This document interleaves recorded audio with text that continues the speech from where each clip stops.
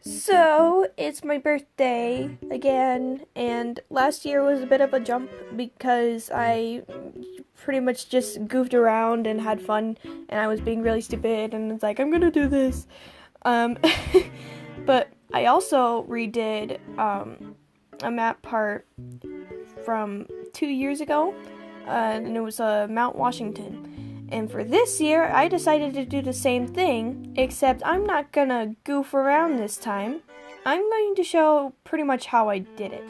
Okay, first off, I used the program Firealpaca. I also used the program Moviestudio for editing. I will be showing off all of these amazing programs, and just keep in mind, Moviestudio is not free.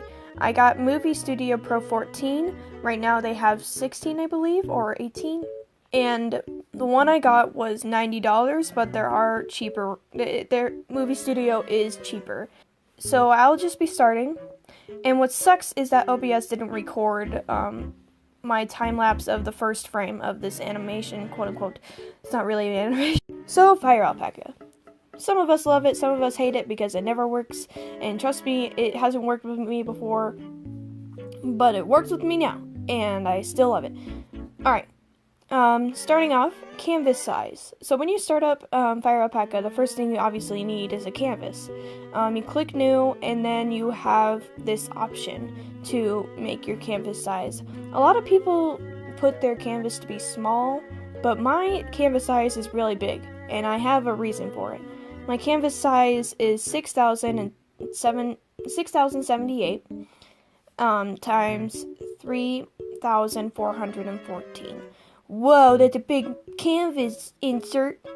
You should probably use a small one. Yes, I used to use a small one, but I used a bigger canvas because I felt like I needed my animations to be more high def. I needed them to be more sharper, and it turns out they are. They really are. So yeah. Alright, now to the brushes. What brushes do I use? I use marker and pen. I use marker for the line art, and I use pen for the coloring. I also use the bucket tool, and all I have to do is, when I use the pen, I just cover up the canvas kind of in the background there. And then I use the bucket tool, and I click on the erase thing, transparent button. I don't know the names for all of these things. And then I just click the outside of the line art, and then it will just pretty much fill in the canvas without the hassle of just doing this. That kind of irritates me, because that takes too much time. I do that because it's way faster for me to color. Oh, and I also click this perspective button. I don't remember what it's called, but it starts with a P. And once I click that, I can color in some, like, cool designs for the characters. I do that for almost every single character that I draw. When it comes to files, I heard somebody talk about this, is that I have a strange technique when it comes to animating in Firealpaca. I use files. Most people don't use files. They just wing it. Pretty much in a way.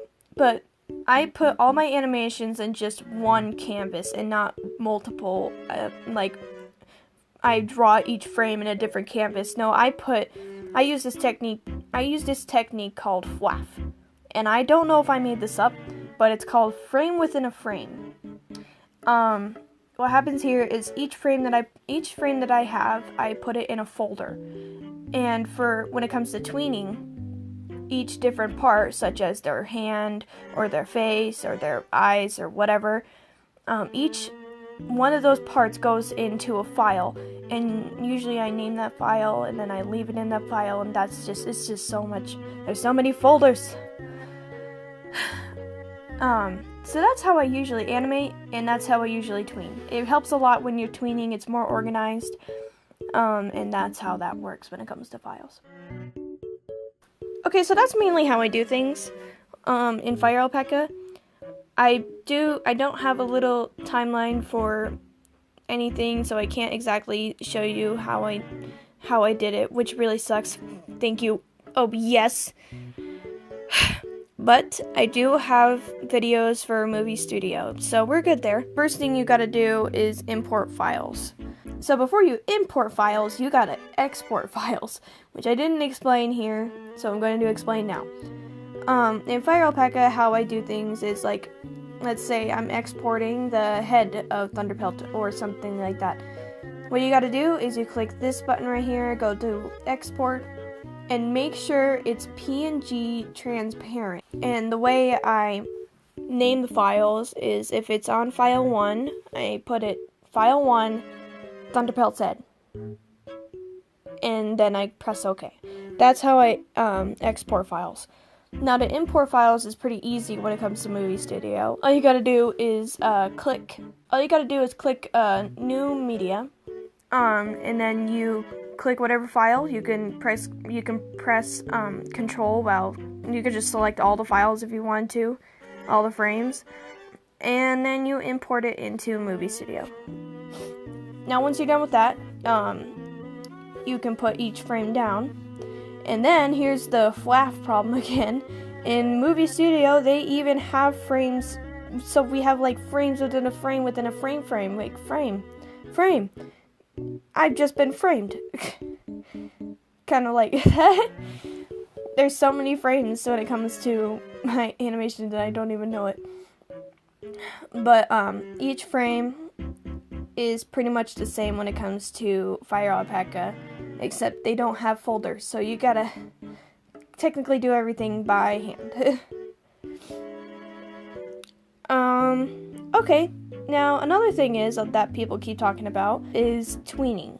I tween using the cropping tool, or the pan tool, however you want to call it. And once you open up, this window will pop up. And I'm not very good at explaining this, so I'm gonna let the video just take course. I'm just gonna let the video take over.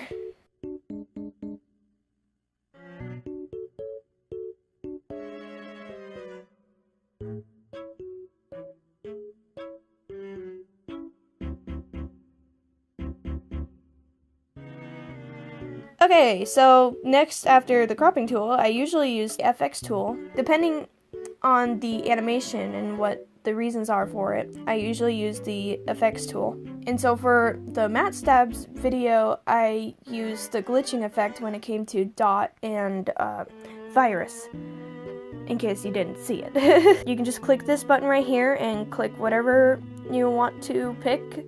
They have a whole list, and you can just choose from a variety, and click and drag onto one of the frames.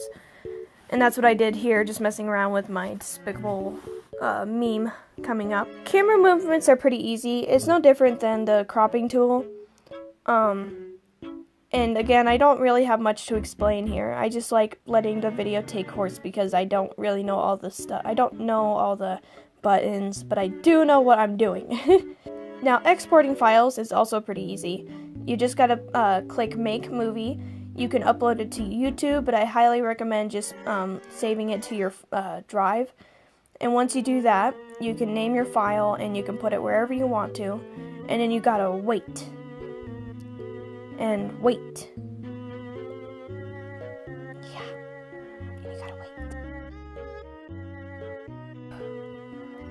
I'm really tired. I'm so tired. My voice hurts because I've been talking too much. Okay, sorry, my audio is a little funky. This microphone is not like a phone, and the computer is extremely slow, so there we go. Okay, so this is how you smush frames. You click the crop tool, you wait for it to pop up. Yeah, I'm talking to myself. Don't worry about me. I just forgot something to mention in my video. It's all good.